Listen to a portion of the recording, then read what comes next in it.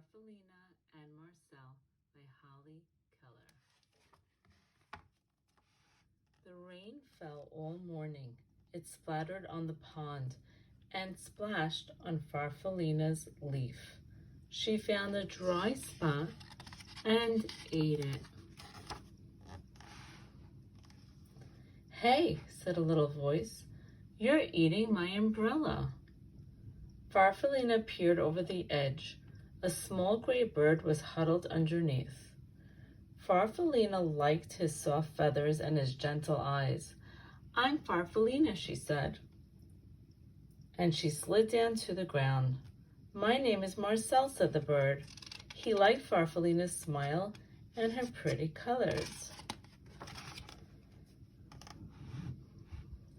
The rain turned to drizzle, and Farfallina wanted to play. "I'll hide and you find me," she said. Marcel agreed. Farfallina hid under a fern close to the ground because she knew that Marcel couldn't climb. "Now I'll hide," said Marcel when he found her, and he hid right behind the tree because he knew that Farfallina moved slowly. "I can take you for a ride on the pond," said Marcel. Farfallina inched her way up to Marcel's back. "You tickle," said Marcel, and he slipped into the water. Farfallina giggled. "There's so much to see," she said. Farfallina and Marcel played together every day. They liked the same games and they liked each other. But one day, Farfallina was not herself. "I'm not sick," she told Marcel, "just a little uncomfortable.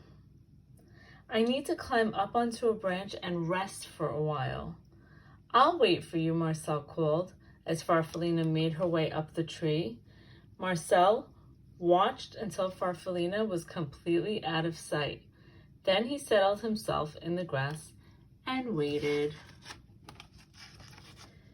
Night came and then morning. But Farfallina didn't come down. Marcel called to her, but she didn't answer. He was very worried and terribly lonely. Weeks went by. The afternoons grew longer and warmer, and Marcel went to the pond. He was growing, and when he looked at his reflection in the water, he hardly recognized himself. He went back to the tree every day to look for Farfallina, but she was never there, and after a while he gave up. At the top of the tree, Farfallina was snuggled in a blanket of glossy silk. She was growing too. The sky was blue and clear the morning she was ready to come out and open her beautiful new wings. She had no idea how long she had been up in the tree, and she floated down to find Marcel. "I'll just wait," said Farfallina when she didn't see him, and she sat on a flower. Night came and then morning, but Marcel wasn't there. Farfallina was tired and confused. She fluttered around a bit and went to the pond.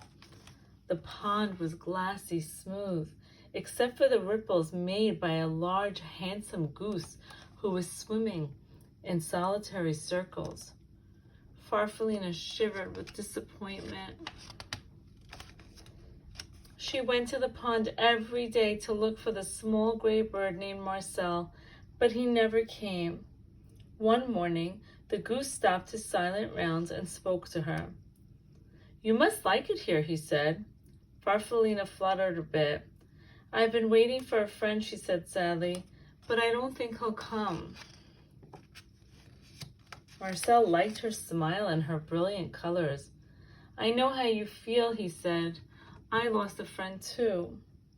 She just vanished into thin air." Farfallina liked his sleek feathers and his gentle eyes. "A ride around the pond might cheer you up," Marcel said. Farfallina thought it would, and she settled herself on Marcel's back. "It's funny," Marcel said, "but I feel as though I've known you a long time." "I was just thinking the same thing," said Farfallina. "My name is Farfallina. What's yours?" Marcel stopped suddenly. He beat the water with his strong wings. Then he swam around and around and around. "It's me, Farfallina," he shouted. "It's me, Marcel. Is that really you?" "It is," Farfallina shouted back. They looked at each other and laughed. By evening, they had explained everything, and they fell asleep, smiling at the stars. Farfallina and Marcel spent the rest of the summer playing just as they had before. Marcel was careful not to fly too fast because he knew that Farfallina couldn't keep up. Farfallina didn't hide in the flowers because she knew that Marcel would never find her.